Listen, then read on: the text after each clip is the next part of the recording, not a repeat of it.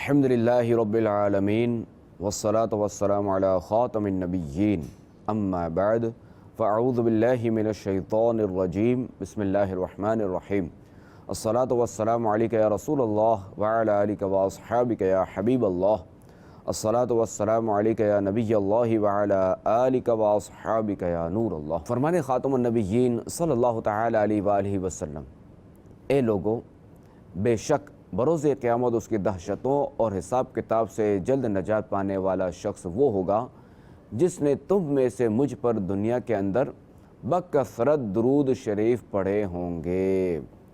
صلو علی الحبیب صلی اللہ علی محمد صلی اللہ علیہ وآلہ وسلم۔ مدنی چینل کے ناظرین، ربیع الاول شریف کی مناسبت سے آج ہم آپ کے لیے ایک اور بڑا پیارا پروگرام لے کر حاضر ہیں، جس میں سیریز وائز مختلف مکانات اور جہاد کے تحت آمد مصطفیٰ کے عنوان پر گفتگو کی جائے گی، اور آپ علیہ الصلوۃ والسلام جہاں بھی تشریف لے کر گئے ان کی برکات و واقعات کو روزانہ کسی نہ کسی عنوان کے تحت سننے کی سعادت پائیں گے، اس امید کے ساتھ کہ کسی نہ کسی دن ہمارے خوابوں اور ہمارے گھروں میں بھی آمد مصطفیٰ کا نور پھیلے گا انشاءاللہ الکریم۔ سنا ہے آپ ہر عاشق کے گھر تشریف لاتے ہیں، میرے گھر میں بھی ہو جائے چراغاں یا رسول اللہ صلی اللہ علیہ وآلہ وسلم۔ مدنی چینل کے ناظرین، آج چونکہ سب سے پہلا پروگرام ہے تو اس لیے آج کا موضوع ہے انبیاء کرام کے بعد آمد مصطفیٰ علیہ الصلوۃ والسلام، یعنی خاتم النبیین صلی اللہ تعالی علیہ وآلہ وسلم کی تخلیق تو سب سے پہلے ہے، لیکن آپ علیہ الصلوۃ والسلام سب انبیاء کرام علیہ الصلوۃ والسلام کے بعد تشریف لائے۔ آپ کا خاندان کیسا تھا، اس میں کیسے کیسے عظیم افراد گزرے ہیں، اور اپنے خاندان کے بارے میں آپ علیہ الصلوۃ والسلام نے کیا ارشادات فرمائے، انشاءاللہ الکریم آج اسی کے بارے میں کچھ سنیں گے۔ اللہ کریم نے مخلوق کو پیدا فرمایا تو ان میں سے انسان کو فضیلت دی، پھر انسانوں کو دو حصوں عرب و عجم میں تقسیم فرمایا، ان میں عربوں کو فضیلت دی، پھر اہل عرب کے کئی قبیلے بنائے، ان میں سے قبیلہ قریش کو فضیلت دی، پھر قبیلہ قریش میں کئی خاندان بنائے، ان میں خاندان بنی ہاشم کو فضیلت دی، اور ہمارے آقا محمد عربی صلی اللہ تعالی علیہ وآلہ وسلم کو بنی ہاشم سے پیدا فرمایا۔ خاتم النبیین صلی اللہ تعالی علیہ وآلہ وسلم فرماتے ہیں، اللہ کریم نے مخلوق بنائی تو مجھے بہترین مخلوق یعنی انسانوں میں رکھا، پھر اس کے دو حصے عرب و عجم کیے، مجھے ان میں سے بہتر حصے عرب میں رکھا، پھر قبیلے بنائے تو مجھے بہتر قبیلہ قریش میں رکھا، اور خاندان بنائے تو مجھے بہترین خاندان بنو ہاشم میں پیدا فرمایا، تو میں ان سب میں اچھی ذات والا ہوں، اور میرا خاندان بھی تمام خاندانوں سے بہتر ہے۔ مسلم شریف کی حدیث پاک میں اللہ کریم نے اولاد اسماعیل میں سے بنی کنانہ کو منتخب فرمایا، اور اولاد کنانہ میں سے قریش کا انتخاب فرمایا، اور قریش میں سے بنی ہاشم کو چنا، اور بنی ہاشم میں سے مجھے شرف انتخاب بخشا۔ حضرت جبرائیل علیہ السلام نے بارگاہ رسالت میں عرض کی، میں نے تمام زمین کے سمتوں اور گوشوں کو چھان مارا، مگر نہ تو میں نے آپ علیہ الصلوۃ والسلام سے بہتر کسی کو پایا، اور نہ ہی میں نے بنی ہاشم کے گھر سے بہتر کوئی گھر دیکھا۔ علامہ عبدالرؤف مناوی رحمۃ اللہ تعالی علیہ فرماتے ہیں، خاتم النبیین صلی اللہ تعالی علیہ وآلہ وسلم اپنی اصل یعنی ماں باپ کے لحاظ سے بھی سب سے بہتر ہیں، کیونکہ آپ علیہ الصلوۃ والسلام پشت در پشت پاک صلبوں اور رحموں میں نکاح کے ذریعے منتقل ہوتے رہے، یہاں تک کہ حضرت عبداللہ رضی اللہ تعالی عنہ کی پشت میں پہنچے۔ خاتم النبیین صلی اللہ تعالی علیہ وآلہ وسلم کے آبا و اجداد اللہ کریم کی توحید کے قائل تھے، قیامت اور حساب کتاب پر ایمان رکھتے تھے، اور دین ابراہیمی کے احکام کو مانتے تھے۔ خاتم النبیین صلی اللہ تعالی علیہ وآلہ وسلم فرماتے ہیں، میں پاکیزہ پشتوں سے پاکیزہ رحموں میں منتقل ہوتا رہا۔ اس حدیث پاک کے تحت علماء کرام فرماتے ہیں کہ اس میں اس بات کی دلیل ہے کہ حضرت آدم علیہ نبینا و علیہ الصلوۃ والسلام اور حضرت حوا رضی اللہ تعالی عنہا سے لے کر آپ علیہ الصلوۃ والسلام تک آپ کے سارے آباء و اجداد میں سے کوئی بھی غیر مسلم نہ تھا، کیونکہ غیر مسلم کو پاکیزہ نہیں کہا جا سکتا۔ مدنی چینل کے ناظرین، خاتم النبیین صلی اللہ تعالی علیہ وآلہ وسلم نے اپنا نساب خود بیان فرمایا، لیکن آپ علیہ الصلوۃ والسلام اپنے نسب کا تذکرہ فرماتے تو حضرت عدنان تک بیان فرماتے۔ تمام محدثین، سیرت نگار اور علماء انساب حضرت عدنان تک نسب پر اتفاق کرتے ہیں، اور یہ نسب یوں ہے: حضرت محمد رسول اللہ صلی اللہ تعالی علیہ وآلہ وسلم بن عبداللہ بن عبد المطلب بن ہاشم بن عبد مناف بن قصی بن کلاب بن مرہ بن کعب بن لوی بن غالب بن فہر بن مالک بن نظر بن کنانہ بن خزیمہ بن مدرکہ بن الیاس بن مضر بن نزار بن معد بن عدنان رضی اللہ تعالی عنہم۔ آئیے ان میں سے ہر ایک کا مختصر تذکرہ سنتے ہیں۔ حضرت عدنان رضی اللہ تعالی عنہ حضرت اسماعیل علیہ السلام کی اولاد سے عرب کے معزز فرد تھے۔ آپ رحمۃ اللہ تعالی علیہ عرب کے عظیم المرتبہ سردار تھے۔ آپ پہلے فرد ہیں جنہوں نے بیت اللہ شریف کو غلاف پہنایا جو چمڑے کا تھا۔ رسول پاک صلی اللہ تعالی علیہ وآلہ وسلم نے ان کا تذکرہ خیر و بھلائی کے ساتھ کرنے کا حکم فرمایا ہے، کیونکہ یہ دین ابراہیمی پر تھے۔ حضرت معد رضی اللہ تعالی عنہ، آپ حضرت عدنان رضی اللہ تعالی عنہ کے صاحبزادے ہیں۔ معد کا معنی مستعد اور تیار رہنا ہے۔ آپ کو یہ نام اس لیے دیا گیا کہ آپ ہر وقت دشمنوں سے جنگ کے لیے تیار رہا کرتے اور ہر معرکے میں کامیاب ہوتے تھے، کیونکہ آپ رحمۃ اللہ تعالی علیہ کے ماتھے میں نور مصطفیٰ جگمگا رہا تھا۔ حضرت نزار رضی اللہ تعالی عنہ یہ حسن و جمال اور عقل و دانائی میں اپنے زمانے کے تمام لوگوں پر برتری رکھتے تھے۔ جب آپ کسی بادشاہ کے دربار میں جاتے تو بادشاہ ان کا بہت احترام کرتا اور بڑی محبت سے پیش آتا۔ حضرت مضر رضی اللہ تعالی عنہ کا نام عمر تھا۔ یہ اپنے حسن و جمال کی وجہ سے لوگوں کے دلوں کو اپنا شیدائی بنا لیتے تھے۔ جو آپ رحمۃ اللہ تعالی علیہ کو دیکھتا تو محبت کرنے لگتا، کیونکہ ان کے چہرہ مبارکہ پر نور مصطفیٰ کے جلوے نظر آتے تھے۔ آپ بہت خوبصورت حکیمانہ گفتگو کرنے والے، لحن داؤدی یعنی سریلی آواز کے مالک اور ہر دل عزیز تھے۔ آپ رحمۃ اللہ تعالی علیہ نے ہی اونٹوں کو تیز چلانے کے لیے حدی خوانی کا آغاز کیا۔ حضرت الیاس رضی اللہ تعالی عنہ، آپ کا نام حبیب اور کنیت ابو عمر ہے۔ آپ کا لقب الیاس ہے۔ آپ کی بہادری، استقامت اور جنگ کی پیش قدمی کی وجہ سے الیاس کہا جاتا تھا۔ آپ اپنے آباء و اجداد کی طرح خوبصورت، فہم و فراست کے مالک اور ہر دل عزیز شخصیت اور قوم کے سردار تھے۔ جب آپ رحمۃ اللہ تعالی علیہ جوان ہوئے تو قوم میں پیدا ہونے والی برائیوں کو ختم کرنے کی کوشش میں مصروف ہو گئے۔ آپ انہیں حضرت اسماعیل علیہ السلام کی سنتوں پر عمل کرنے کی ترغیب دلاتے۔ حضرت مدرکہ رضی اللہ تعالی عنہ، آپ کا اصل نام عمر تھا۔ مدرکہ کا معنی چیزوں کو دریافت کر لینا اور پا لینا ہے۔ انہیں مدرکہ کہنے کی ایک وجہ یہ تھی کہ ان میں نور مصطفیٰ عیاں و ظاہر تھا۔ اس کی برکت سے انہوں نے زمانے کی ساری عزت و فخر کو پا لیا تھا۔ حضرت خزیمہ رضی اللہ تعالی عنہ، انہیں خزیمہ اس لیے کہا جاتا تھا کہ آپ میں اپنے آباء و اجداد کی جانب سے نور مصطفیٰ آ کر جمع ہو گیا تھا۔ آپ حسن اخلاق کے پیکر تھے، مکارم اخلاق اور عمدہ اوصاف کے بلند درجے پر فائز تھے۔ لوگوں پر بہت احسانات کیا کرتے تھے کہ جن کا شمار نہیں کیا جا سکتا۔ آپ کی وفات دین ابراہیمی پر ہوئی۔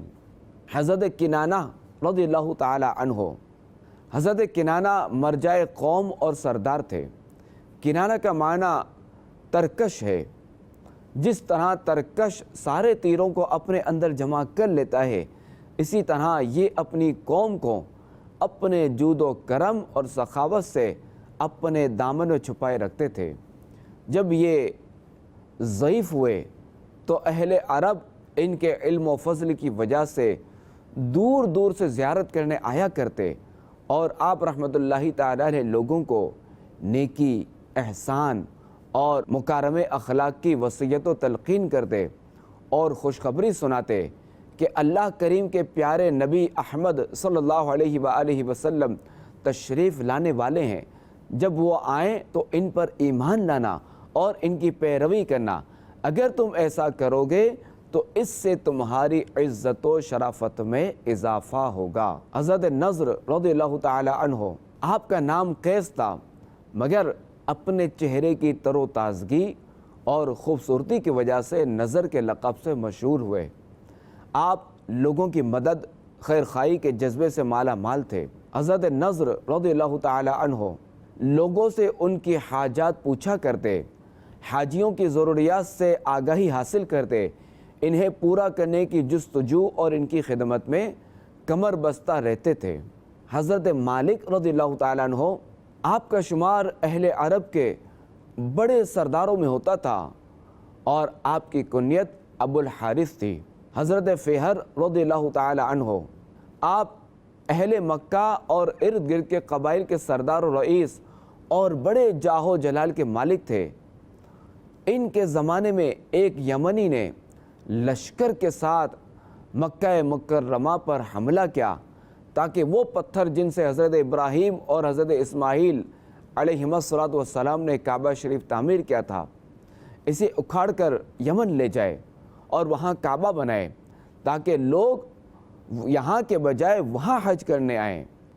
حضرت فہر رضی اللہ تعالی عنہ کی قیادت میں اہل قریش اور دیگر قبائل نے اس کا ڈٹ کر مقابلہ کیا اور اسے شکست فاش دی۔ حضرت غالب رضی اللہ تعالی عنہ، آپ کی کنیت ابو تیم تھی۔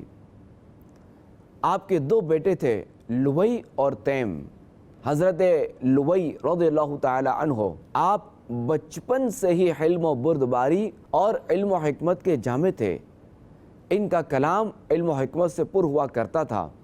جب گفتگو کرتے تھے تو ان کے جملے ضرب المثل بن جایا کرتے تھے۔ حضرت کعب رضی اللہ تعالیٰ عنہ، آپ رحمۃ اللہ تعالیٰ علیہ خاندان قریش کے ممتاز سردار تھے۔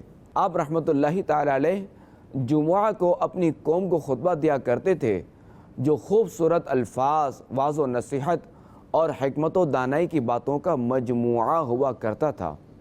آپ رحمۃ اللہ تعالیٰ علیہ اس خطبے میں لوگوں کو اللہ کریم کی بنائی ہوئی کائنات میں غور و فکر کرنے، آخرت کی تیاری کرنے، لوگوں کے ساتھ حسن سلوک کرنے کا درس دیا کرتے تھے، اور یہ بھی بیان کیا کرتے تھے کہ مکہ مکرمہ میں آخری نبی کی آمد ہونے والی ہے، ایک کاش میں بھی اس وقت موجود ہوتا اور ان پر ایمان لاتا۔ حضرت مرہ رضی اللہ تعالی عنہ، ان کی اولاد میں 3 بیٹے کلاب، یقظہ اور تیم تھے۔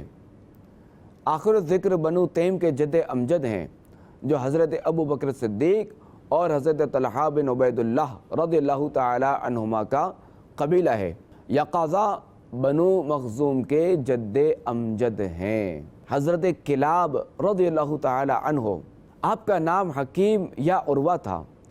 عربی مہینوں کے موجودہ نام یعنی محرم، صفر، ربیع الاول وغیرہ انہوں نے ہی رکھے تھے۔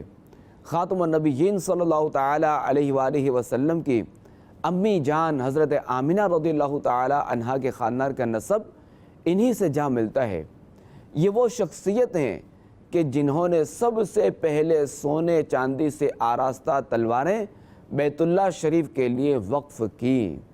یہ وہ پہلے شخص ہیں جنہوں نے تلواروں پر سونا اور چاندی چڑھائی تھی۔ حضرت قصی رضی اللہ تعالی عنہ، آپ کا نام زید اور کنیت ابو مغیرہ ہے۔ قریش نے حضرت قصی رضی اللہ تعالی عنہ کو اپنا حاکم تسلیم کر لیا۔ آپ نہایت ذہین، طاقتور، بلند ہمت، ثابت قدم، بہادر اور قریش کے اہم ترین سردار تھے۔ آپ تمام اہل عرب سے زیرک تھے۔ آپ کی رائے عمدہ اور قول سچا ہوتا تھا۔ آپ سخاوت کے دھنی اور پاک دامن تھے۔ آپ کے کارناموں پر قریش فخر کیا کرتے تھے۔ آپ ہی وہ پہلے فرد ہیں جنہوں نے حاجیوں کی آسانی کے لیے مزدلفہ میں روشنی کے لیے آگ جلائی۔ حضرت عبد مناف رضی اللہ تعالی عنہ، آپ رحمۃ اللہ تعالی علیہ کا نام مغیرہ تھا۔ آپ رحمۃ اللہ تعالی علیہ حسین و جمیل، عقل و فراست میں اپنے ہم زمانہ میں ممتاز تھے۔ آپ رحمۃ اللہ تعالی علیہ کو قریش کا مغز اور جوہر بھی کہا جاتا تھا۔ آپ رحمۃ اللہ تعالی علیہ کو عبد مناف کہنے کی وجہ یہ ہے کہ اہل زمانہ میں سے اپنے اخلاق اور اوصاف کی وجہ سے اعلیٰ و عرفہ تھے۔ رسول کریم صلی اللہ تعالی علیہ وآلہ وسلم کا نور آپ رحمۃ اللہ تعالی علیہ کے چہرے پر چمکتا تھا۔ آپ کے ہاتھ میں نزار کا جھنڈا اور حضرت اسماعیل علیہ السلام کی کمان ہوا کرتی تھی۔ آپ رحمۃ اللہ تعالی علیہ بتوں سے نفرت کرتے تھے۔ حضرت ہاشم رضی اللہ تعالی عنہ، حضرت ہاشم کا نام عمر یا عمر تھا، مگر بلند مرتبے کی وجہ سے انہیں عمر العلا کہا جاتا تھا۔ یہ اپنی خصوصیات اور اوصاف کی وجہ سے قبیلہ قریش کے سردار قرار پائے۔ آپ کثیر المال اور رئیس و سخی تھے، مسافروں کو سواری دیتے، لوگوں کے مالی حقوق اپنی جیب سے ادا کرتے، انہیں پناہ دیتے، بھوکوں کو کھانا کھلایا کرتے، حسین و جمیل اور ذہین و فطین بھی تھے۔ آپ کی سخاوت ضرب المثل تھی۔ آپ رضی اللہ تعالی عنہ کے چہرے پر خاتم النبیین صلی اللہ تعالی علیہ وآلہ وسلم کا نور تھا، جو آپ کو دیکھتا اس سے آپ سے محبت ہو جاتی۔ قیصر نے ان کے اوصاف انجیل میں پڑھے تھے، اس لیے اپنی شہزادی کے ساتھ نکاح کا پیغام بھجوایا، مگر آپ رضی اللہ تعالی عنہ نے انکار کر دیا۔ حضرت عبد المطلب رضی اللہ تعالی عنہ، آپ کے سر میں کچھ سفید بال تھے، اس لیے نام شیبۃ الحمد یعنی وہ بوڑھے جن کی بڑائی و عظمت کی تعریف کی جائے رکھا گیا۔ آپ کی کنیت ابو الحارث اور ابو البطحہ ہے۔ حضرت عبد المطلب رضی اللہ تعالی عنہ طویل قد والے، بہت خوبصورت، قوی و مضبوط جسم کے مالک، سنجیدہ و بردبار، نہایت سخی اور ان تمام برائیوں سے پاک تھے جو مردوں کو بگاڑنے والی ہیں۔ آپ رضی اللہ تعالی عنہ کے چہرے سے نور کی کرنیں پھوٹتی تھیں، نقش و نگار سے برکت کے آثار نمایاں ہوتے تھے، جسم سے مشک کی خوشبو آیا کرتی تھی اور دعائیں قبول ہوتی تھیں۔ حضرت عبداللہ رضی اللہ تعالیٰ عنہ، آپ رضی اللہ تعالیٰ عنہ اپنے بھائیوں میں سب سے چھوٹے، والد کے لاڈلے، حسن و جمال، حسن اخلاق اور شرم و حیا کے پیکر تھے۔ حضرت عبداللہ رضی اللہ تعالیٰ عنہ روشن و خوبصورت چہرے والے، مکے کے سب سے حسین نوجوان تھے۔ کچھ عورتوں کی جانب سے آزمائش آئی، مگر آپ رضی اللہ تعالیٰ عنہ اپنی پارسائی و شرافت کی حفاظت میں کامیاب رہے۔ آپ کا نکاح مکہ مکرمہ کے معزز گھرانے بنو زہرہ کے سردار وہب بن عبد مناف رضی اللہ تعالی عنہ کی نہایت نیک اور پارسا بیٹی حضرت آمینہ رضی اللہ تعالی عنہا سے ہوا، جو اس وقت قریش کی عورتوں میں حسب و نسب میں سب سے افضل تھیں۔ آپ رضی اللہ تعالیٰ عنہ کی وفات 25 سال کی عمر میں ہوئی۔ اس وقت خاتم النبیین صلی اللہ تعالی علیہ وآلہ وسلم اپنی والدہ ماجدہ کے وطن میں تھے۔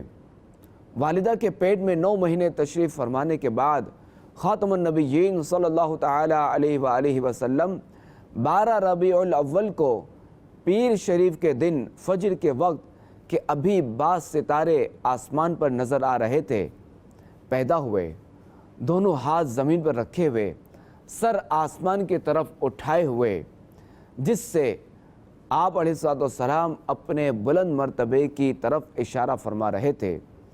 بدن بالکل پاکیزہ اور تیز بو کستوری کی طرح خوشبودار، ختنہ کیے ہوئے، چہرہ 14ویں رات کے چاند کی طرح نورانی، آنکھیں قدرت الہی سے سرمگیں، دونوں شانوں کے درمیان مہر نبوت کی چمک لیے دنیا کو چمکانے کے لیے تشریف لائے۔